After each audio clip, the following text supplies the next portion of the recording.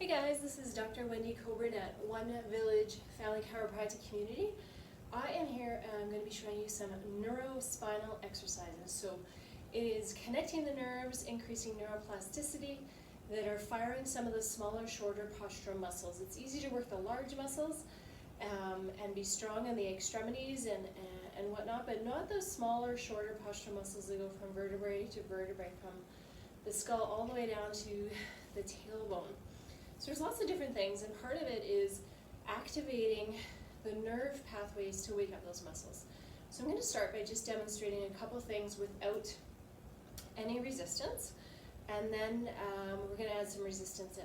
So the key is training the body so it is always adapting and always changing, just like kind of exercise does, but specifically targeting the smaller muscles. So one of the things is you ideally want to be standing to connect one of the longest nerve pathways from the skull to the feet and back.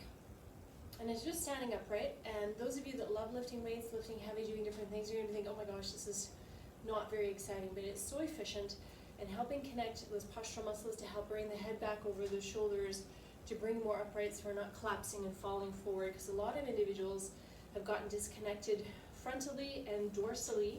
So we've gotten this dorsal collapse, or this forward position. So we want to help bring everything back. So one of the things you can do every day, I say anchor it to something so you remember. You can do it breakfast, lunch, dinner, or brush your teeth in the morning, do it at lunchtime, brush your teeth at night. Just standing, and you're taking your hands from the side, coming up, clapping at the top. Coming up and clapping at the top. 15 times, nice and slow. Some people, when they're starting, because they're so tight, they may be starting in front, or they have limitation in your shoulders, so you may only be able to get here. You can't get it all the way closed. Good arm can come in, but the bad one can't. Go wherever you can get to. And over time, the more you do it, the more the brain's going to talk to those joints so you can get to that point.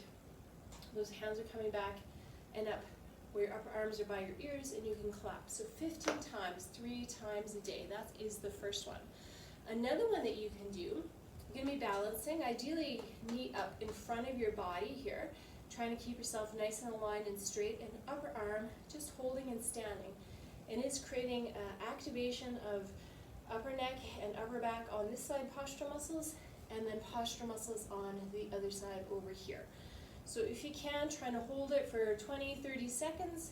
The other hand can go down on the side, it can come on your leg, whatever you want it to do, can go in front of you, and just balancing out. You want to make sure whatever you do on one side, you are doing on the other side. So same thing, knee up, arm up. One side will be stronger and better than the other. This is training those postural muscles, also helping with that balance and coordination. So like our muscles, we need to train those nerve pathways for our balance and coordination for a lifetime. The other one, this might be hard to see in this video, if you can envision 1, 2, or 3 targets on the ground. They can be directly beside each other with some space all in a row. And what you're going to do, you're going to have one leg up.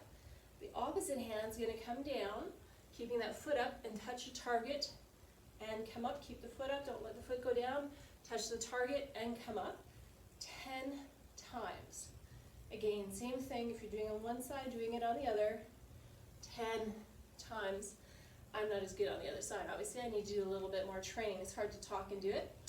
But when you get stronger and better at it, put 3 targets. And with those 3 targets, you're going to come, touch one target, come up, touch the other, come up, touch the target, and come up. So you can see I'm rotating my body. So you want to be always challenging where that center and that balance is. And those little short postural muscles are going to support you to allow you to do it.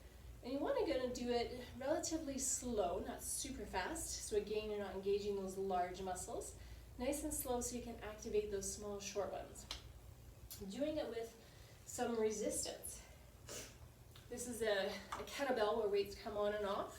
So you can do it with a target, or doing the one with balance, holding some resistance with the weight at the bottom, because you're going to activate different postural muscles with the weight at the bottom. Or having it in your hand and balancing. Again, you're going to be activating different postural muscles associated with that hold in position. when you're lower down on one side, the muscles on the opposite side are going to activate. When you're higher up on the other side, muscles on the opposite side are going to activate. But it's also stabilizing those shoulder muscles as well, bringing those shoulders back and down. You'll also want to, when you're doing the target ones, you can, as you're doing a target one, have it in the hand that's got the leg up, so you're not hitting your knee, touching the target, or you can stay there, and as you're bent, doing those rows. And you can do 5 or 10 or 15 of those, and then do the other side. If it is too hard to do with a leg up, you can start with one arm at a time, doing single shoulder presses with your dumbbell, and then modify it to challenge it, bringing the leg up to stabilize and use those postural muscles. You're not trying to do your heaviest shoulder press possible. You're trying to maintain a nice, steady, strong, upright posture with that nice rhythm, nice and smooth, going up and down. Again, leg in front. You can bring it behind if you want. Entirely up to yourself. That will make a big, big change. So try and do some of those.